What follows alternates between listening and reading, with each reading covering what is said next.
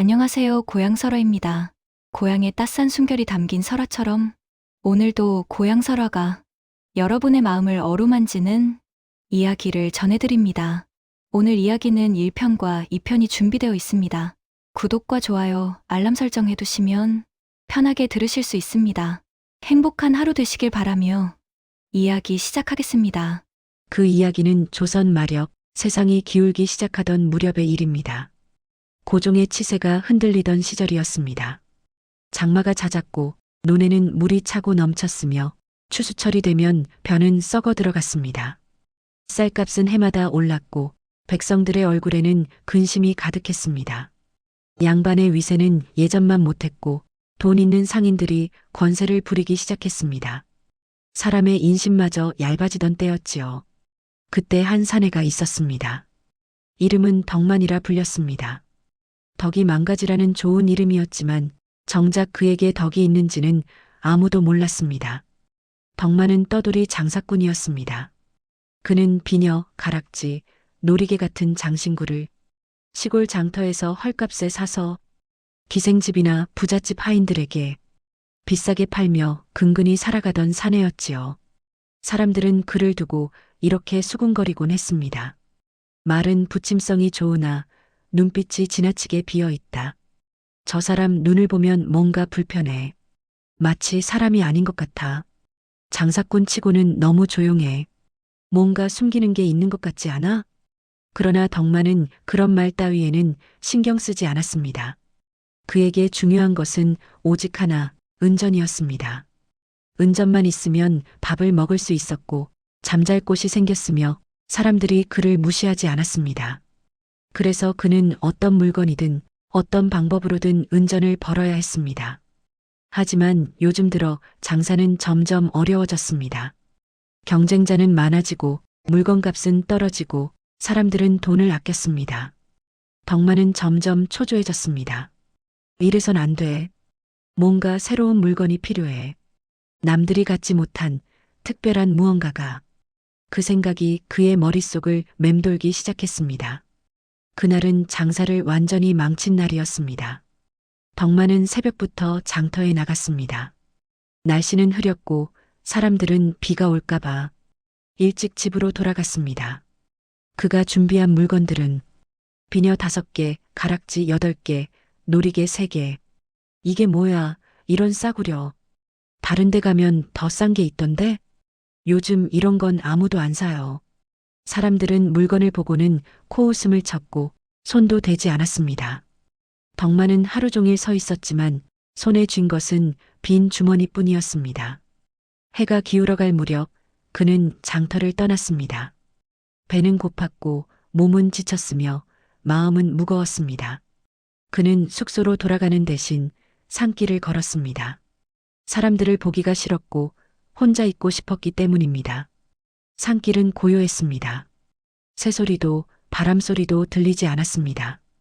그저 그의 발걸음 소리만이 흘길을 두드렸습니다. 한참을 걷다가 덕만은 멈춰 섰습니다. 길 옆에 낡은 무덤 하나가 눈에 들어왔기 때문입니다. 봉부는 낮았고 주변에는 풀이 무성했습니다. 비석은 기울어져 있었고 글씨는 희미해져서 읽을 수 없었습니다. 제삿밥을 올린 흔적도 오래되어 보였습니다. 아마도 후손이 없거나 잊혀진 무덤인 듯 했습니다. 덕만은 무덤 앞에서 한참을 서 있었습니다. 그의 머릿속에 며칠 전 기생집에서 들은 대화가 떠올랐습니다. 요즘 기생들은 새 장신구 아니면 거들떠도 안 봐요. 그냥 새로운 게 아니라 뭔가 특별한 기운이 있는 거 있잖아요. 그런 걸 좋아하더라고요.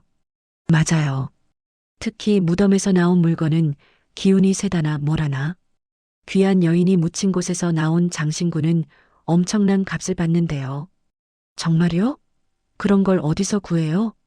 글쎄요. 그 대화가 덕만의 귀를 파고들었습니다. 무덤에서 나온 물건. 기운이 세다. 엄청난 값. 덕만은 무덤을 내려다보았습니다. 그의 심장이 빠르게 뛰기 시작했습니다. 죽은 사람은 쓰지도 못할 것을 산 사람이 쓰면 안 될 이유가 있을까? 그 생각이 그의 발걸음을 멈추게 했습니다. 아니, 더 정확히 말하자면 그 생각이 그를 무덤 앞에 붙잡아 두었습니다. 오늘 밤, 아니면 내일 밤, 그는 중얼거렸습니다. 그리고 무덤의 위치를 머릿속에 새겼습니다. 덕만은 천천히 무덤에서 멀어졌습니다. 하지만 그의 마음은 이미 결정되어 있었습니다. 한 번만, 딱 한 번만이야. 그는 스스로에게 말했습니다. 그날 밤 덕만은 다시 그 무덤으로 돌아왔습니다. 달은 구름에 가려져 있었고 별빛마저 희미했습니다. 산은 어둠에 잠겨 있었고 바람은 유난히 차가웠습니다. 덕만은 등에 삽을 메고 조심스럽게 산길을 올랐습니다. 무덤 앞에 도착했을 때 그는 잠시 멈춰 섰습니다. 정말 해야 하나? 순간 망설임이 엄습했습니다. 하지만 그는 고개를 저었습니다. 지금 물러서면 평생 이렇게 살아야 해. 가난하게 무시당하면서 그는 삽을 들어 올렸습니다. 그리고 망 속에서 작은 등불 하나를 꺼내 땅에 놓았습니다. 희미한 불빛이 무덤을 비췄습니다. 덕만은 삽을 땅에 박았습니다. 쿵! 첫 삽질이 땅을 파고들었습니다. 흙이 파헤쳐졌고 벌레들이 기어 나왔습니다. 덕만은 이를 악물고 계속 팠습니다. 쿵! 쿵! 쿵! 두 번째, 세 번째, 네 번째. 삽질이 이어졌습니다. 그때였습니다. 땅속에서 무언가 울리는 듯한 소리가 들렸습니다. 덕만은 손을 멈췄습니다. 그는 귀를 기울였습니다. 아무 소리도 들리지 않았습니다. 오직 바람 소리뿐이었습니다. 바람 소리겠지. 덕만은 다시 삽질을 시작했습니다. 덕만의 이마에는 땀이 흘렀고 손에는 물집이 잡혔습니다. 하지만 그는 멈추지 않았습니다. 드디어 삽 끝에 무언가 단단한 것이 닿았습니다. 콩! 관이었습니다. 덕만의 심장이 더 빠르게 뛰기 시작했습니다. 그는 서둘러 주변의 흙을 더 파냈습니다.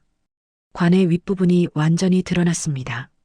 나무는 썩어 있었고 곳곳에 구멍이 나 있었습니다. 덕만은 숨을 크게 들이마셨습니다. 그리고 삽으로 관의 일부를 조심스럽게 드러냈습니다. 틱! 관 뚜껑이 부서지면서 틈이 생겼습니다. 덕만은 등불을 가까이 가져갔습니다. 그리고 틈 사이로 안을 들여다보았습니다.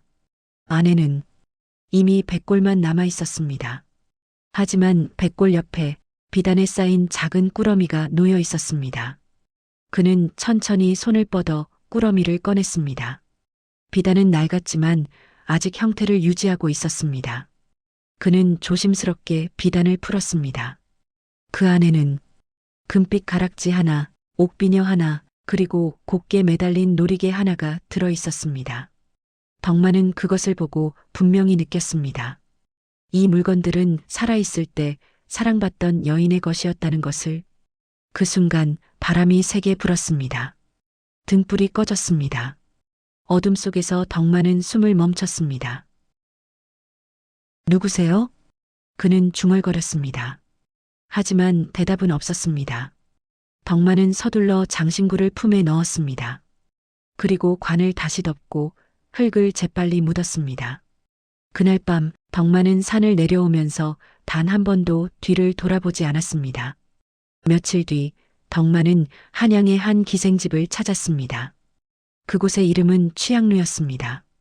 한양에서도 손꼽히는 기생집으로 밤마다 양반들과 부유한 상인들이 모여들었습니다. 웃음과 술이 끊이지 않는 곳이었습니다. 덕만은 평소 이런 곳에 드나들 수 있는 신분이 아니었습니다. 하지만 그는 몇 년 동안 기생집 하인들과 안면을 쌓아왔고 가끔 좋은 물건을 가져다 주면 안으로 들어갈 수 있었습니다. 그날도 덕만은 뒷문으로 들어갔습니다. 누구세요? 하인 하나가 물었습니다. 나야, 덕만이. 좋은 물건 가져왔어. 덕만은 익숙한 말투로 대답했습니다. 하인은 고개를 끄덕이고 그를 안으로 들였습니다. 잠시 후 기생집의 기생 3명이 작은 방으로 들어왔습니다. 첫 번째 기생의 이름은 월하였습니다. 두 번째 기생의 이름은 홍련이었습니다.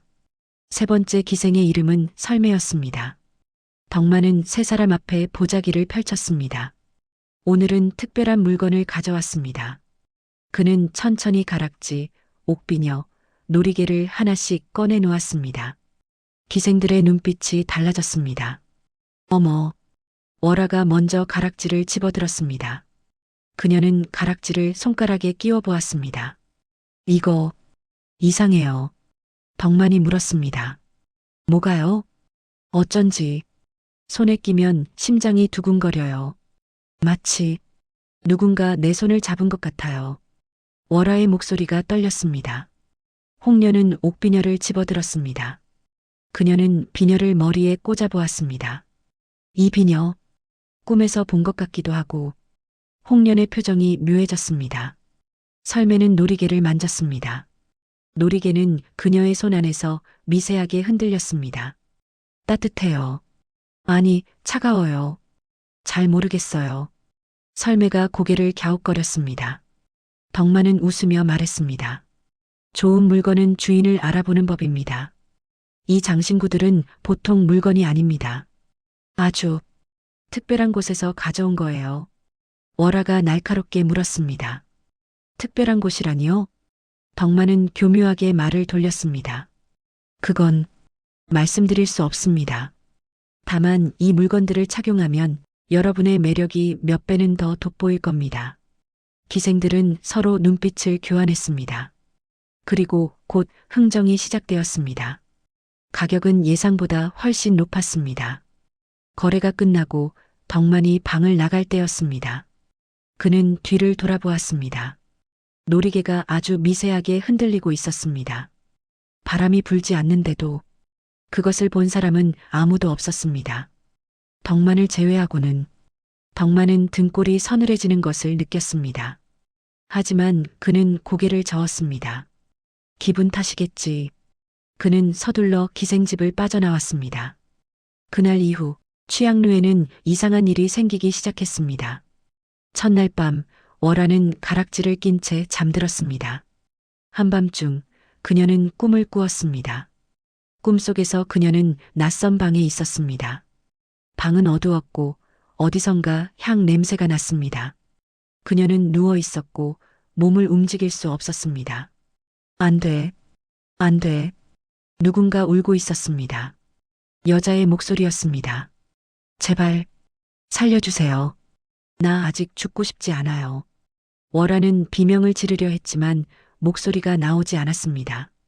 그때 어둠 속에서 누군가 다가왔습니다. 얼굴은 보이지 않았지만 그 사람은 월아의 손을 잡았습니다. 내 것이야. 내 가락지야. 그 순간 월아는 깨어났습니다. 그녀는 거칠게 숨을 몰아쉬었습니다. 온몸이 땀으로 젖어 있었습니다. 그녀는 손을 보았습니다. 가락지가 여전히 끼워져 있었습니다. 꿈이었어. 월아는 중얼거렸습니다. 하지만 가락지를 빼려고 하자 이상하게도 빠지지 않았습니다. 이상하네. 그녀는 힘을 주어 가락지를 빼려 했지만 마치 피부에 붙은 것처럼 빠지지 않았습니다. 같은 밤 홍련도 이상한 경험을 했습니다. 그녀는 옥비녀를 머리에 꽂은 채 거울 앞에 앉아 있었습니다. 거울 속에 자신을 보면서 미소를 지었습니다. 역시 이쁘네. 그때였습니다. 거울 속에서 무언가 움직였습니다. 홍련은 깜짝 놀라 거울을 다시 보았습니다. 거울 속에는 여전히 자신의 모습만 보였습니다. 이상한데. 그녀는 고개를 갸웃거렸습니다. 그리고 다시 거울을 보았습니다. 이번에는 분명히 보였습니다. 거울 속의 자신이 웃고 있지 않았습니다. 홍련은 웃고 있었지만 거울 속의 자신은 무표정했습니다. 뭐야? 홍련은 거울에 손을 뻗었습니다. 거울 속의 자신도 손을 뻗었습니다. 하지만 그 순간 거울 속의 손이 먼저 거울을 통과해 나왔습니다. 홍련은 비명을 지르며 뒤로 넘어졌습니다. 등불이 넘어지며 불이 꺼졌습니다. 어둠 속에서 홍련은 떨고 있었습니다. 설매는 놀이개를 허리춤에 찬 채 침대에 누워 있었습니다. 하지만 그날 밤 평화는 찾아오지 않았습니다. 설매는 누군가 자신을 부르는 소리를 들었습니다. 설매야, 설매야. 목소리는 여자의 것이었지만 누구의 목소리인지 알 수 없었습니다. 누구세요? 설매가 물었습니다. 나야. 나. 돌려줘. 내 것을 돌려줘. 설매는 벌떡 일어났습니다. 방 안에는 아무도 없었습니다. 하지만 놀이개가 움직이고 있었습니다. 바람이 불지 않는데도 놀이개는 계속 흔들리고 있었습니다. 설매는 놀이개를 떼어내려 했지만 끈이 풀리지 않았습니다. 안 돼. 안 돼. 설매는 울기 시작했습니다. 이틀째 밤, 취향루의 다른 기생들도 이상한 일을 겪기 시작했습니다. 밤이 깊어지면 누군가 부르지도 않았는데 기생들의 방에서 웃음소리가 들렸고 그러다 웃음은 울음으로 바뀌었습니다. 그리곤 다시 울음은 비명으로 변했습니다. 살려줘. 제발. 기생집 주인과 하인들이 방으로 달려갔지만 문을 열면 아무도 소리를 지르고 있지 않았습니다. 기생들은 잠들어 있거나 멍하니 앉아 있을 뿐이었습니다. 무슨 일이야? 주인이 물었습니다. 아무 일도 없는데요? 기생들은 고개를 저었습니다. 하지만 그들의 얼굴은 창백했고 눈빛은 초점을 잃어가고 있었습니다. 사흘째 밤, 월화는 거의 잠을 이루지 못했습니다. 눈을 감으면 그 꿈이 다시 찾아왔습니다. 관 속에 누워있는 자신, 숨을 쉴 수 없는 공간, 어둠, 그리고 누군가의 속삭임. 내 것이야. 돌려줘. 월화는 가락지를 빼려고 온갖 방법을 시도했습니다. 하지만 가락지는 마치 살 속으로 파고드는 것처럼 더 단단히 끼워져만 갔습니다. 심지어 손가락이 붓기 시작했습니다. 가락지 주변의 피부는 검붉게 변했고 통증이 느껴졌습니다. 아파. 너무 아파. 월화는 신음했습니다. 사흘째 밤 그녀는 복도를 걷고 있었습니다.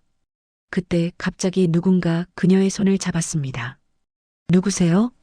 월화가 돌아보았지만 아무도 없었습니다. 하지만 손의 감촉은 분명했습니다. 차갑고 축축하고 힘이 없는 손. 살려줘. 귓가에 속삭임이 들렸습니다. 살려줘. 난 죽고 싶지 않았어. 억지로 묻혔어. 월화는 비명을 지르며 뒤로 물러났습니다. 그 순간 그녀의 발이 계단 끝을 밟았습니다. 그녀의 몸이 나무 계단을 내리치며 떨어졌습니다. 하인들이 달려왔을 때 월화는 바닥에 쓰러져 있었습니다. 월화, 월화. 그들은 그녀를 흔들었지만 월화는 깨어나지 않았습니다. 그녀의 손에는 여전히 가락지가 끼워져 있었습니다. 그리고 그 가락지는 희미하게 빛나고 있었습니다. 재미있게 들으셨나요? 1편은 여기서 끝이 납니다.